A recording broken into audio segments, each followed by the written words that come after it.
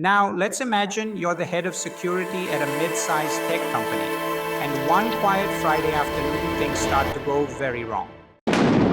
Setting the scene, the calm before the storm. It's Friday at 4 p.m., and you've already mentally checked out for the weekend. You're sipping on your coffee, maybe planning what movie you'll watch tonight, when suddenly you get a ping on your phone. It's from the vulnerability scanner your team set up. New critical vulnerability detected. You glance at it. Hey, it's probably nothing, you think. Maybe you'll look into it on Monday. After all, what's the worst that could happen over the weekend? Big mistake. Fast forward to Sunday night. You're just settling in when your phone starts blowing up. The messages are flooding in from your team. Hey, the network's down. We're locked out of the email server. Somebody's messing with the database. That's when it hits you. The vulnerability you ignored on Friday? Yeah, a hacker found it, and they've been having the time of their life inside your network all weekend long. The story unfolds, a vulnerability exploited. Let's go back to our story. It's now Monday morning and your team is in full-on panic mode. The hacker has exploited the vulnerability you ignored on Friday, and they've locked everyone out of key systems. Customer data is at risk, your website is down, and the CEO is breathing down your neck. But how did this all go so wrong? The twist: what happens if you do everything right?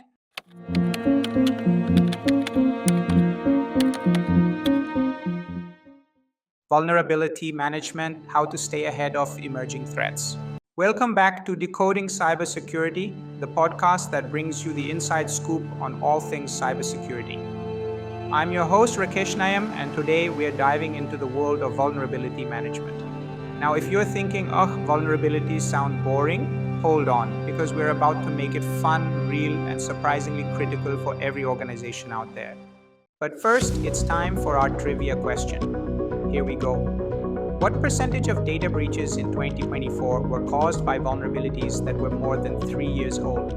Was it A, around 10%, B, approximately 30%, C, around 60%? Think about it while we dive into today's topic, and I'll reveal the answer at the end of the episode. Now, let's imagine you're the head of security at a mid-sized tech company, and one quiet Friday afternoon, things start to go very wrong. Setting the scene, the calm before the storm. It's Friday at 4 p.m., and you've already mentally checked out for the weekend. You're sipping on your coffee, maybe planning what movie you'll watch tonight, when suddenly you get a ping on your phone. It's from the vulnerability scanner your team set up. New critical vulnerability detected. You glance at it. Hey, it's probably nothing, you think. Maybe you'll look into it on Monday. After all, what's the worst that could happen over the weekend? Big mistake. Fast forward to Sunday night. You're just settling in when your phone starts blowing up. The messages are flooding in from your team. Hey, the network's down. We're locked out of the email server. Somebody's messing with the database. That's when it hits you. The vulnerability you ignored on Friday? Yeah, a hacker found it, and they've been having the time of their life inside your network all weekend long. What is vulnerability management? All right, so let's take a step back. What exactly is vulnerability management, and how could it have saved your weekend? Vulnerability management is the process of identifying, classifying, prioritizing, and remediating vulnerabilities in your systems before the bad guys can exploit them. In simple terms, it's like locking all the doors and windows in your house and making sure none of the locks are broken. Because let's face it, hackers are like burglars. If they find a window unlocked, they're going to crawl right in. Here's how vulnerability management works. Identify vulnerabilities. Using tools like vulnerability scanners, you regularly check your systems for known weaknesses like unpatched software, outdated protocols, and misconfigurations. Assess and prioritize. Not all vulnerabilities are created equal. You have to assess how severe each one is and decide which ones need to be fixed first. Think of it like deciding whether to fix a leaky faucet or a broken front door. Obviously, that front door takes priority. Remediation. This is where the real work happens. Your team applies patches, updates systems, or configures new security settings to close the gaps. Monitor and repeat. Vulnerability management isn't a one-time thing, it's ongoing. New vulnerabilities pop up all the time, and you have to keep scanning, patching, and monitoring to stay ahead. Now, let me show you what happens when vulnerability management is done right and what happens when it's not. The story unfolds, a vulnerability exploited. Let's go back to our story. It's now Monday morning, and your team is in full-on panic mode. The hacker has exploited the vulnerability you ignored on Friday, and they've locked everyone out of key systems. Customer data is at risk, your website is down, and the CEO is breathing down your neck. But how did this all go so wrong? Turns out that vulnerability from Friday, it was a known bug in a widely used database software. The vendor had even released a patch for it 2 months ago, but guess what? Your team never got around to applying it. We'll do it later, they said. It's low priority, they said. And that's where the hacker swooped in. Using a simple exploit found on the dark web, they gained access to your systems, exfiltrated sensitive data, and locked you out with ransomware. Now, your company is looking at potentially paying millions in ransom or losing critical business data. Tip: vulnerabilities are like cracks in a dam. You might not notice them right away, but if left unattended, those cracks will eventually cause the dam to burst, and when it does, let's just say you don't want to be the one standing downstream. Real-life example, the Equifax data breach. Sounds bad, right? Well, here's a real-life example that's even worse. Let's talk about the infamous Equifax data breach in 2017. Equifax, one of the largest credit reporting agencies in the world, had a critical vulnerability in a web application. The vulnerability was a known bug in Apache Struts, a widely used software framework. The vendor had issued a patch for the vulnerability 2 months prior, but Equifax didn't apply it. Hackers exploited this vulnerability and stole the personal data of 147 million people. That's right, half the US population had their sensitive data exposed because of a missed patch. The total cost? Over $1.4 billion in fines, lawsuits, and remediation efforts.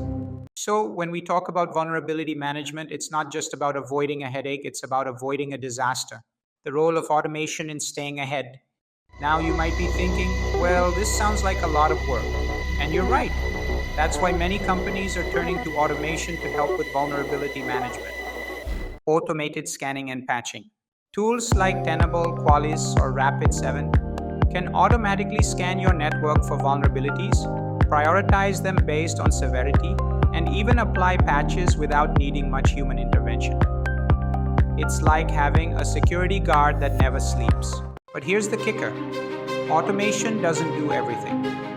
You still need humans to make strategic decisions, monitor high-risk vulnerabilities, and adjust your defenses based on what's happening in the threat landscape.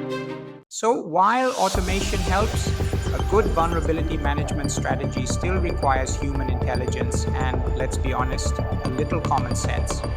The twist: what happens if you do everything right? Now let's flip the story a bit. Let's say your team had done everything right. You saw the vulnerability alert on Friday, and instead of waiting, your team jumped on it. You applied the patch before the end of the day. The hacker who tried to exploit your system over the weekend locked out, they couldn't get in. Your data is safe, your systems are secure, and Monday morning, it's smooth sailing. You even have time to grab an extra cup of coffee. But here's the twist. As the hacker fails to breach your network, they don't give up. They move on to another target, your competitor, who didn't bother with vulnerability management. By the end of the week, your competitor is the one dealing with a data breach scandal while your company's systems are running smoothly and you're the hero of the office.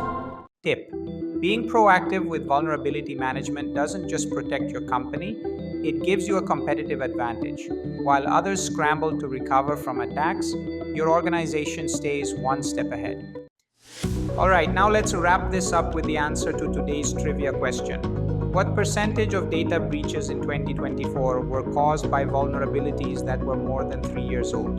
Was it A, 10%, B, 30%, C, 60%? The answer is C, 60%. Can you believe that? Over half of the data breaches were caused by vulnerabilities that had been around for years but never got patched. It just goes to show how critical vulnerability management is and how ignoring it can lead to major consequences. So, what's the takeaway from today? Vulnerability management is a constant process: scanning, prioritizing, patching, and monitoring. It's not just about plugging holes in your network, it's about staying ahead of the bad guys. Thank you for joining me on this episode of Decoding Cybersecurity. Next week, we'll be diving into the world of SOC, Security Operations Center teams, the real time defenders of your organization's security. Be sure to subscribe and share this episode with anyone who wants to understand how to keep their networks secure from emerging threats. Until next time, stay vigilant, stay updated, and stay secure. Thank you. Bye bye.